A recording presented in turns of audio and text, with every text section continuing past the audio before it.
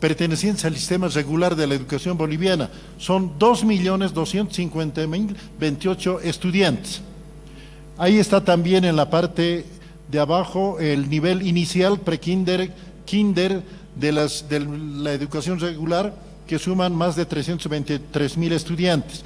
Y de la estudiantes con discapacidades del sistema de educación especial, 11.761. El siguiente.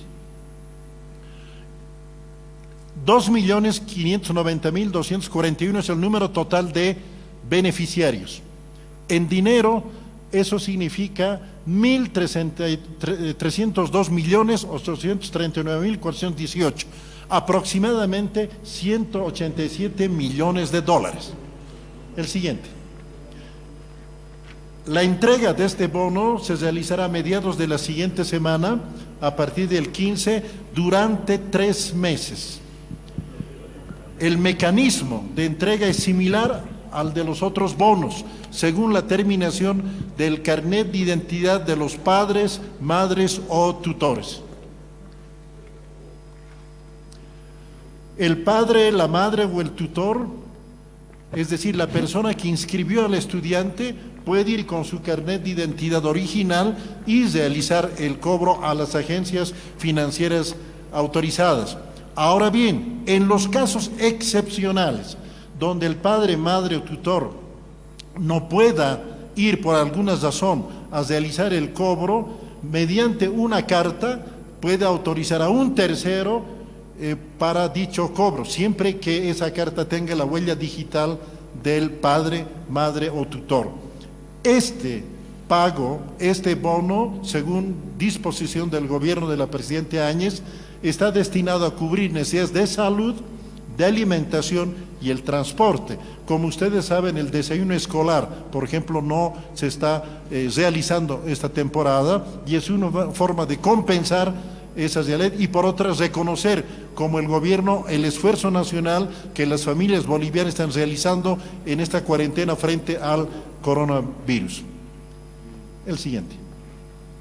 Eso es, ahí están los elementos centrales del bono familia, como un reconocimiento más del gobierno de la presidenta Áñez en esta batalla nacional, este esfuerzo nacional que estamos realizando a fin de que las familias bolivianas puedan minimizar, puedan reducir los sacrificios que están realizando y los efectos, y que los estudiantes también puedan tener este apoyo. Estamos a disposición de ustedes. Ministro, buenas tardes. Para Unitel, por favor. ¿Usted recomendaría, como ministro de Educación, la ampliación de la cuarentena por un lado, y por otro, qué informe tiene usted sobre la educación virtual que se implementa? ¿Se habrían superado las observaciones y quejas? El punto de vista o el criterio más importante que hay que tomar en cuenta, creo, es el criterio de salud. El informe del personal especializado nacional del gobierno a la cabeza del Ministerio de Salud nos va a proveer al gobierno central los elementos para adoptar una decisión. Y esa decisión obviamente va a repercutir luego en el campo educativo. Ojalá que esas situaciones, esas decisiones no lleven un periodo largo, que el periodo de la cuarentena sea el menor posible a fin de no afectar mucho el calendario escolar. Por otra parte, antes de esta cuarentena hay centros educativos de distintos niveles, desde niveles inicial y primario hasta universitarios, que ya utilizaban plataformas virtuales para su proceso educativo. Esos centros de estudios, que lamentablemente no son la mayoría, han tenido menor impacto con la interrupción de la cuarentena. Han proseguido su trabajo mediante entornos virtuales, plataformas virtuales, aunque no tanto en los aspectos prácticos y procedimentales, sino en aspectos teóricos e informativos. ¿Qué quiere decir esto? Por ejemplo, si es una carrera donde se estudia mecánica automotriz, por más simulación virtual que haya, no siempre puede sustituir a una práctica manual con la presencia del docente, pero sí aspectos teóricos y prácticos. Por eso hemos conversado con la ANUP, la Asociación Nacional de Universidades Privadas, y la ANDECOP, Asociación Nacional de Colegios Privados, para que los aspectos prácticos y procedimentales lo posterguen para el periodo donde se normalicen las labores escolares y tener luego evaluaciones íntegras y completas. Ministro, buenas tardes. Jenny Carizaya de la Red 1. Queríamos preguntarle lo siguiente, por ejemplo, ¿qué pasa con los bonos que se van a cobrar en las provincias? Hay mucha gente en provincia que no puede llegar a las ciudades. ¿Cómo se va a hacer el pago? Y dos, hay preocupación por parte de los padres de familia con el pago de pensiones en las unidades educativas particulares. Gracias. El sistema bancario llega a gran parte del territorio nacional. Un 85% o algo más van a cobrar a través del sistema bancario. Pero, por cierto, hay lugares donde el sistema bancario no tiene presencia. Entonces, este pago del bono familia se va a realizar a través, por ejemplo, del mecanismo de los directores que tienen ellos cuentas bancarias, y mediante eso se puede llegar a los lugares más recónditos. No es una gran cantidad, pero existe esa realidad. El objetivo es que todos tengan este beneficio. Y como tenemos 3 meses para realizar ese pago, entonces vamos a organizar que el pago llegue absolutamente a todas las familias que tienen estudiantes en edad escolar. Ministro, buenas tardes. Una consulta en torno a este pago en las ciudades. ¿Cómo van a verificar el tema de los datos de los estudiantes para que puedan acceder a este bono familiar, de la canasta familiar, por favor? Muy buena pregunta.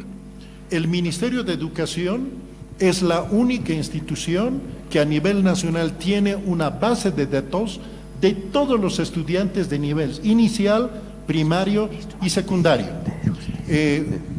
El país sabe que al momento de inscribir el padre, la madre o el tutor, llena un formulario.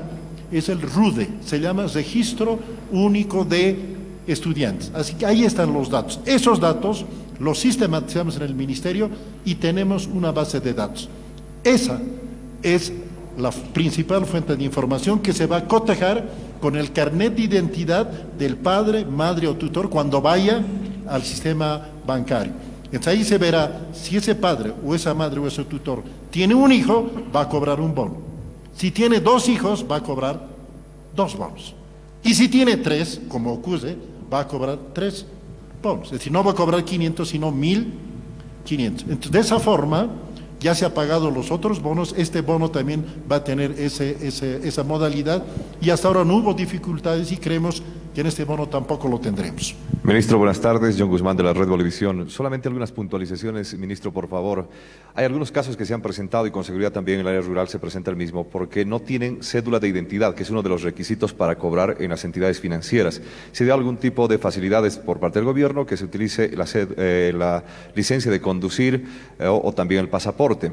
Pero en algunos casos señalan que no tienen esta documentación, pero que sí tienen, por ejemplo, algunos padres de familia, libreta de servicio militar, certificado de nacimiento y hasta fotocopia de su cédula, pero no tienen la cédula. ¿Será que se puede acceder o coordinar con las entidades financieras para que también se pueda ejecutar el cobro con estos otros documentos?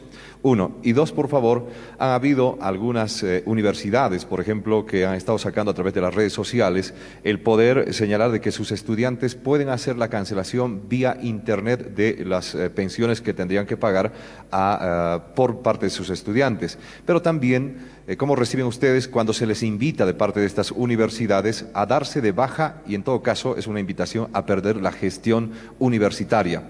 Y el tema de que mi colega también le preguntó sobre el tema de las pensiones en las unidades educativas privadas, por favor. Sobre lo primero, efectivamente hay casos donde no siempre la documentación está actualizada. En el caso del carnet de identidad, si esa cédula de identidad no está vigente y es un carnet pasado, para este caso podrá ser utilizado como en los anteriores bonos, por una parte. En el caso de del funcionamiento de centros de primaria, secundaria y también universitaria que están realizando cursos virtuales, ¿verdad? Hay centros donde no tienen dificultades en el pago de pensiones. Hay un contrato por 10 meses. Algunos lo pagaron ya por todo el año. Otros no, lo van pagando 2, 3 meses y algunos por cada mes.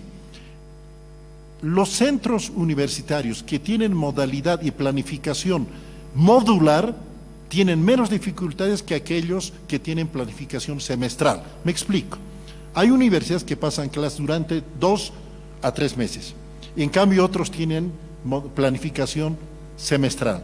¿Qué es lo que hemos conversado? Tanto con la ANUP, la Asociación Nacional de Universidades Privadas, y ANDECOP, la Asociación Nacional de Colegios Particulares. Los padres y madres de familia que han pagado sus pensiones y que pueden hacerlo presencialmente el día que su carnet de identidad les permite circular, en buena hora lo hacen, o vía banca móvil, o vía otros medios digitales, lo pueden hacer. En aquellos casos donde haya dificultades para el pago, hemos dicho que excepcionalmente pueden esperar el periodo de normalización de labores escolares para que ellos y el centro educativo se pongan de acuerdo y puedan reprogramar los pagos. Comprensión, solidaridad y flexibilidad son los criterios. Y el otro punto que usted tocó, y le agradezco, ninguna plataforma virtual, ninguna clase virtual puede sustituir un trabajo presencial con el docente. Las plataformas virtuales tienen simulaciones muy lindas, muy bellas, pero otra cosa es la presencia del docente. No queremos que se reduzca la educación a la instrucción. Educación es mucho más amplio. Por eso pedimos que los centros que están utilizando la plataforma virtual continúen haciéndolo, pero no como un medio de presión para el cobro de pensiones o amenazas de evaluaciones. Lo que tenemos que hacer es evaluaciones en la parte teórica e informativa, se puede hacer, pero no siempre en aspectos prácticos y procedimentales. Esa parte de contenidos, actividades, objetivos prácticos y procedimentales, les dijimos, postérguenlo al periodo de normalización para hacer evaluaciones más plenas. Como ven ustedes, comprensión, flexibilidad y solidaridad son los criterios que hemos adoptado y acordado con ambas instituciones en este periodo. Estas fueron las declaraciones del